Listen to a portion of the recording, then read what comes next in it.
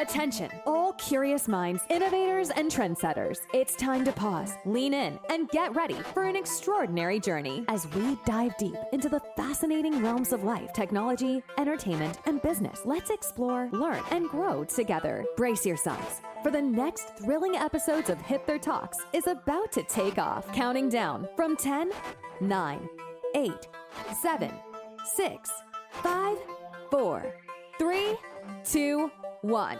And here we go. Hi everyone, Zoltan here. We're back again this week with HIPTHER Talks, and I am happy to say that we are not going to talk about artificial intelligence because even though this is the trend of the year, today is something else. I have the pleasure of welcoming Caroline Björkman, head of sales at Cubeia. Hi Caroline, nice to have you here. Hi, thank you so much for having me. All right, we have this tradition of letting our guests say a few words about themselves in their own words without us reading out a bio. So could you tell the audience who they're dealing with today? Absolutely. So they're dealing with the head of sales at Cubeia, as you also said. I am turning 30 in a couple of weeks, which scares me. And I'm based, thank you so much. And I am based in Stockholm, in Sweden. So I have been within the iGaming industry for, I would say, 5 years now. And I can hear that there's a dog barking. I also, speaking of. And there's a cat walking by right now. Perfect. So speaking of that, I also bought a puppy a month ago because I felt like, I travel the world and I go to all of these exhibitions, but I still felt like I do have some more energy left in me. So I got myself a puppy, a little dachshund puppy. So that's what my life contains of right now, working and spending time with Bella, which is her name. Oh, okay, nice. Yeah, we are actually recording this podcast from home because all the team is remote.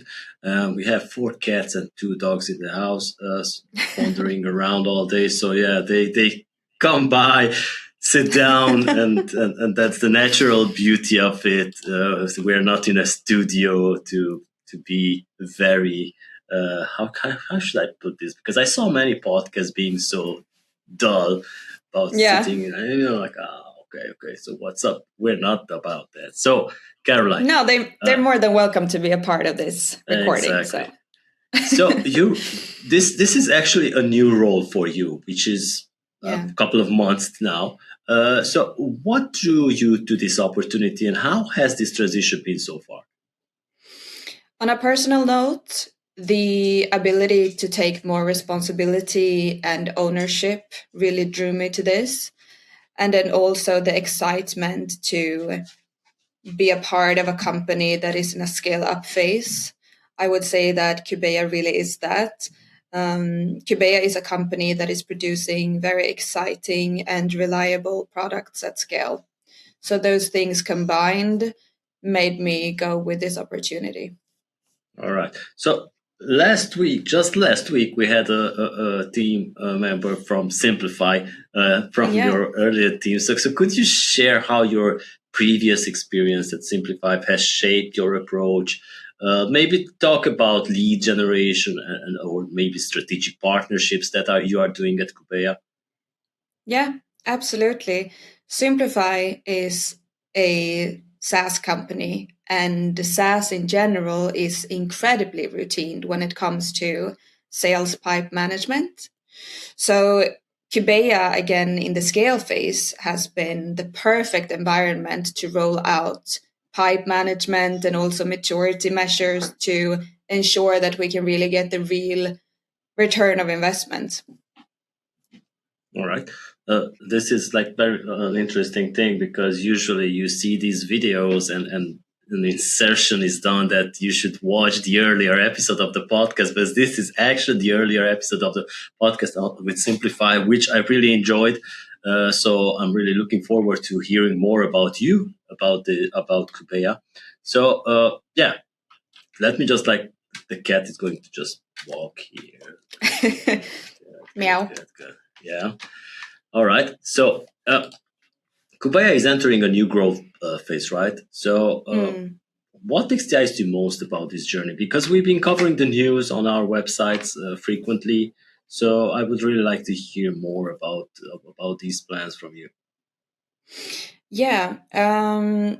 What excites me the most about being a part of this journey, I would say the ideas. It is a very fast-paced industry, and Cubeia is a fast-paced company. Products are shipping thick and fast. And then we also have the market expansion. Cubeia is eyeing a truly global presence at the moment, and that is very exciting to be a part of. All right, because this is something that we touched based in one of the earlier episodes that I did not want to talk about AI, but thanks to AI, like you mentioned, everything is moving fast, and I'm guessing that you guys are also working with some AI tools. And it's interesting that the phrase when you say that something is now possible that wouldn't be possible a few years ago. This was a phrase that we can say in the early 2020s. Nowadays, we're talking that something is possible which wasn't possible last month, because things are moving so fast and projects can be implemented so quickly with the new technology. Definitely. That we're living crazy times now. So yeah, definitely. You guys are continuing to expand into Latin America, right? We are, correct. All right. So, what are some of the unique opportunities and maybe challenges you are seeing in this in the LATAM market? Well, I would say that opportunity is scale. It's a very vibrant and a very upcoming market. The challenge would be the localization. Yeah. It is a different mindset, from a European mindset, for example. And I am fortunate enough to speak some Spanish so that I can get, a first-hand impression of how the market interacts with the suppliers over there. All right. Okay. Yeah. What's your comments about Brazil? Because I want to hear this. I will ask everyone on our podcast this year about Brazil. What are your impressions about this market? Because did it turn out to be as everybody was dreaming about it, or? Both yes and no. I mean, Brazil is a very lucrative market and it's a huge market. And I really do understand that it's the main focus now for many companies within the iGaming industry. But again, it also takes time, and I think it's important to let it take time because for Cubeia, for example, it is a completely new market. So we need to learn and we need to understand what the market needs, and then we try to adapt to it accordingly. All right. So, how are you tailoring the sales and partnership strategies to align with the cultural and business landscape in LATAM? This is probably a localization you can talk about. Yeah, exactly. No, but again, I mean, so much comes down to a relationship or chemistry, even. It is ineffective to apply the European mindset that we have over here when going into discussions in Latin America. And again, these things takes time. So a big part of our job at this stage is to allow that passage of time, all while still, of course, remaining in a very supportive role and being ready when a deal is close, so to say. Yeah, there have been some success stories already. We've seen operators, Eastern European operators, Superbet, for example, going to Brazil and becoming like a well-known brand over there, doing sponsorships and everything. So they must have probably switched their minds to Latin America and doing well over there. So could you tell us about your collaboration with Tobias Fogelberg on the Latin American strategy, and how are you dividing roles and responsibilities? So are you also focusing on Europe and Latin America, or just doing one of? We're focusing on a global presence, really. All right. So, yeah, we are. But Tobias, or Tobbe, as I call him, he has a wealth of experience and a very intimate domain knowledge when it comes to Cubeia in general, and also for Cubeia's markets fit. So I would say that it's all about remaining that a little to the Latin American market, and adapting it to that. And that's also where I come in to the picture. Okay, so as we know, Latin America in terms of crypto is huge. Yeah. Even bigger than Europe. They understand crypto in their even better than we do. So you guys are known for your own crypto casino software. And Correct. how do you see crypto shaping the future of online gaming? And particularly, let's talk about the emerging markets that aren't regulated yet, or maybe in the phase of being regulated. Yeah, crypto's biggest impact on online gaming, and specifically then in emerging markets, is less about speculation and Yeah. more about new payment rails, plus obviously new compliance expectation and stuff. Emerging markets also often have a stronger incentive to use stable coins, for example. And research has also shown that comparatively high stablecoins activity in places like Argentina or Nigeria, it's often stronger in countries like such.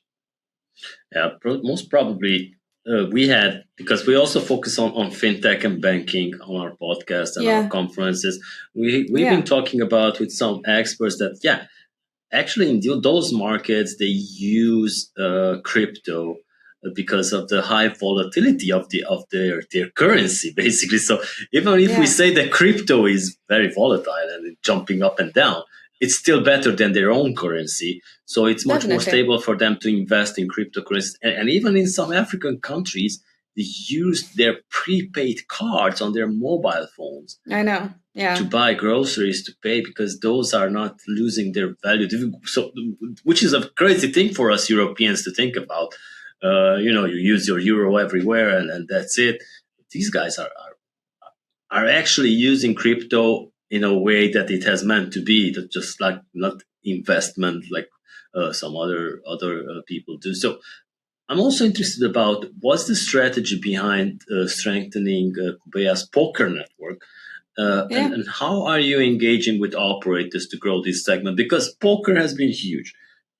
Back in 2010s, it's been like the only thing that was everybody was talking about, poker, poker. Then the Black Friday came when they shut down in the US. After that, yeah, somehow the people shifted away from poker, but now it's growing again. We see GG Poker doing really well with their tournaments. We have also the World Series of Poker returning very strong. But how do you see this segment for the operators, and how can you help them? Of course. very good question. I mean, poker networks are a totally different beast from Yeah. standalone casino content, especially when crypto plus emerging markets are in the mix as well. First, like, quick context. So Cubeia's poker network play is less about adding more poker tables and more about building a shared liquidity, plus the tech, plus the compliance part. So all of that in an ecosystem that smaller and also mid-sized operators can realistically compete in. All right. Makes a lot of sense, and I'm really interested to see how it's going to evolve. Uh, Yes. because, like I said, maybe in the past 2 years, poker is making a comeback. I'm really happy to Yeah. see that. Yeah. But yeah, with crypto and decentralization evolving rapidly, how do you keep Cubea's product offering competitive? We listen closely to our users and also to the market, and we align that with evolving regulations to make sure that our product are both relevant while also still respecting the importance of compliance. All right, and how do you keep up? How do you keep up with compliance? We listen in, we learn, and we understand what's needed, and then we adapt. That is not my area of expertise. That is my colleagues' areas of expertise, but we respect it and we take it seriously as so many else. What inspired the creation of it, and how has the reception been so far? Because I'm hoping it's not going to be the same as these aviator games, these crash games, which I really don't like. No. Well, our fledgling game studio has been incredibly prolific at producing titles, and the market has responded incredibly positive. Not to say that has taken us by surprise. We kind of expected that, but the responses have been still like beyond our expectations. And the feedback we get again and again is latency. Load speeds this quick impresses both operators but also customers alike.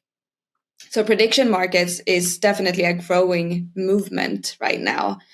And it's turning the difference of opinion into a commodity, if you will. And we know that operators are excited about this because the response has been absolutely fantastic. So we're super, super excited and happy about that. All right, it's good to know, and hopefully the regulators, lawmakers, are also paying attention to this, because usually, I mean, recently when we hosted our conference in Warsaw, we found that some Central and Eastern European countries have banned prediction market games, which is going to probably be something that it's copied by other countries until, of course, light is shed on this game, and most they would be open to talks. But we have to say original games are becoming the key differentiator for platforms, because there's a lot of platforms out there, lots of press releases we see every week, every day. But there's no original thing. Usually it's the same game being remixed. So how does Cubeia's Originals Studio, which is the title, right, approach innovation in game design? I would say ease of integration and speed of application, playability that is through the roof. Original games for us are moving away from an ancillary product to a key acquisition measure for Cubeia. Okay, let's also talk about ice then. Yes, because guys, we don't. You know, you know me. I have no filters. We usually tell the whole story every time we host a podcast, have a virtual meetup or a conference. We were supposed to record this session before ICE, but everybody was so busy during the period, so we pushed it back a little bit. But you guys have been at ICE, right? And you hosted a VIP poker tournament. We did. Could you tell us more about it, and maybe tell me what was the goal behind this event, and of course, now that we're past that, what was the response? Yes, absolutely. So we were incredibly lucky to have the former football players Henrik Larsson and also Johan Mjällby at a live poker table in the Cubeia stand at ICE. And we've talked about poker already, and you know by now that Cubeia has poker in its DNA. A long and proud history runs through the company. So the response was absolutely incredible. The atmosphere transcended, the hustle and bustle of ICE, and it became just an incredible intimate and also entertaining experience to be a part of. So our goal was definitely reached. We wanted to create something that is connected with what we do, which is poker, and also, pull people in and give them an experience that they hopefully won't forget. And what was the response? The response was very successful. Okay. Yes, it was a successful event, and everyone felt happy, and us, not to say the least. So that wasn't the last time we did that. All right, so more are coming up. Because, I'm also interested about how important are events like ICE for Cubeia's brand visibility and of course, relationship building in B2B gaming space. Absolutely vital. It's very important to connect in person and to build relationships and to build trust and to get to know one another within this industry. So, again, absolutely vital. All right, what's next for you guys? Which event? Next up, we are going to Sigma in Sao Paulo. So we will have a stand there. Yeah.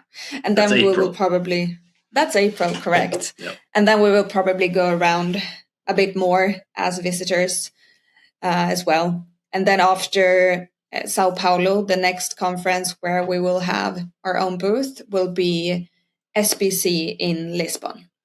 All right. So yeah, some of the big events that you guys are attending, it's good to hear. Yes. Hopefully you can join us at our events as well. We have smaller ones without any booths, but we started also covering Latin America in Europe. Yeah, and bringing the knowledge here so that people don't have to travel to destinations in Latin America, which somehow makes it easier for Central and Eastern European compliance managers to stay in the loop with what's going on there. So let's also look ahead and I want to ask you, what are the top priorities for you guys in sales and growth this year and maybe next year? Well, Cubeia is scaling. There is no doubt about that. So, how do we preserve and grow the company culture while continue to ship even more products? That's our challenge, and that is also what we do best. So, yeah. All right. And as a final question, I would like to get your advice, maybe like a pro bono advice to women looking to step into leadership roles in iGaming and tech industries.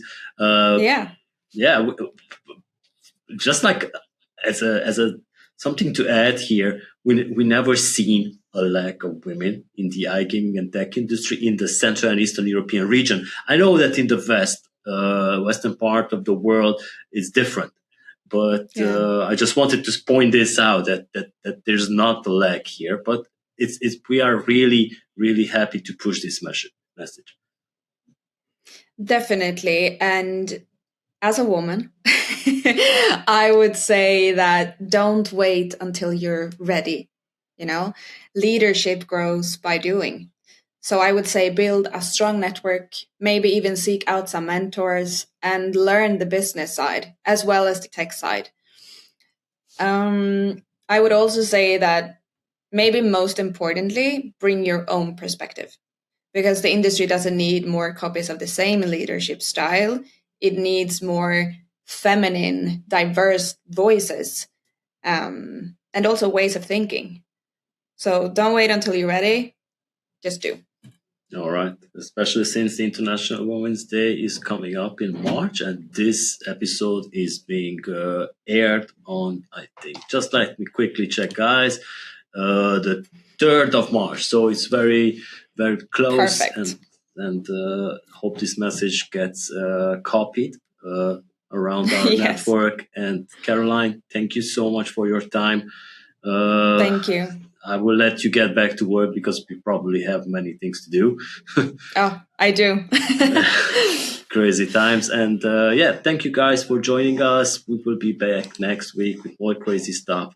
Bye-bye. And that's a wrap for this section of HIPTHER Talks. Thank you for being a part of our journey today. Don't forget to tune in next week for more insights and discussions. Stay connected with us on Spotify, YouTube, Google Podcasts, Amazon Music, Apple Podcasts, and more. Until then, keep exploring and keep growing. We'll see you next time.